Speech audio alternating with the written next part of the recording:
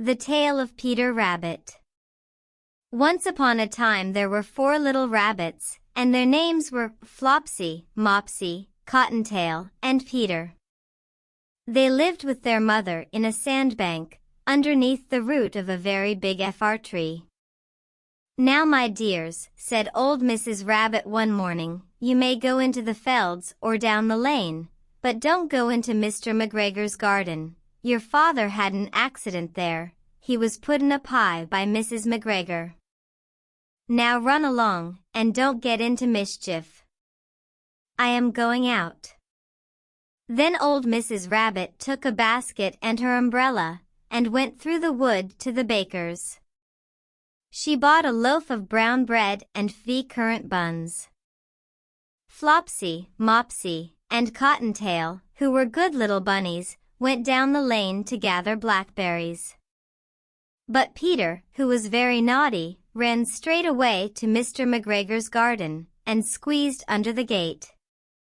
First he ate some lettuces and some French beans, and then he ate some radishes.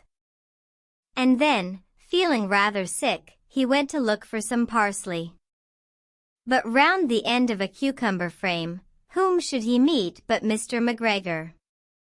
Mr. MacGregor was on his hands and knees planting out young cabbages, but he jumped up and ran after Peter, waving a rake and calling out, "Stop, thief!" Peter was most dreadfully frightened. He rushed all over the garden, for he had forgotten the way back to the gate.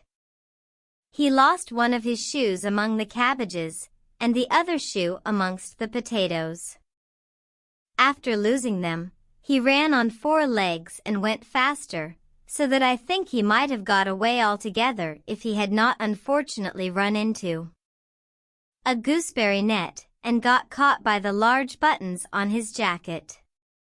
It was a blue jacket with brass buttons, quite new. Peter gave himself up for lost, and shed big tears, but his sobs were overheard by some friendly sparrows, who flew to him in great excitement, and implored him to exert himself.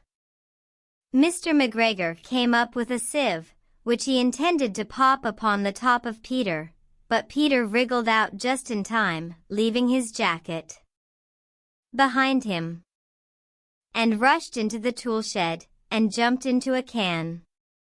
It would have been a beautiful thing to hide in, if it had not had so much water in it.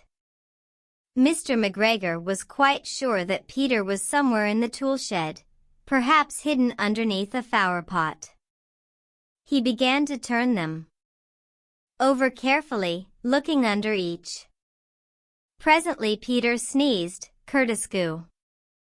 Mr. MacGregor was after him in no time, and tried to put his foot upon Peter, who jumped out of a window, upsetting 3 plants.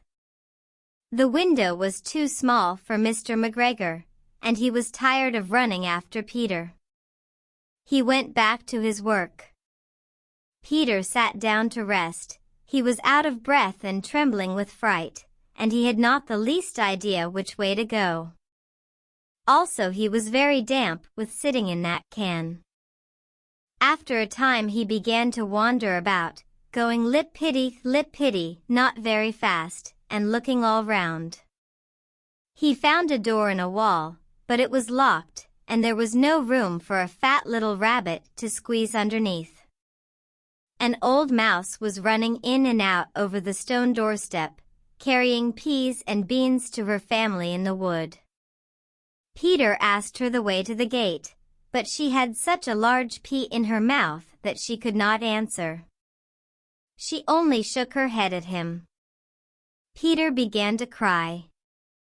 Then he tried to find his way straight across the garden, but he became more and more puzzled.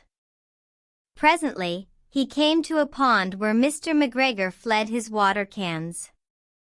A white cat was staring at some gold FSH. She sat very, very still, but now and then the tip of her tail twitched as if it were alive.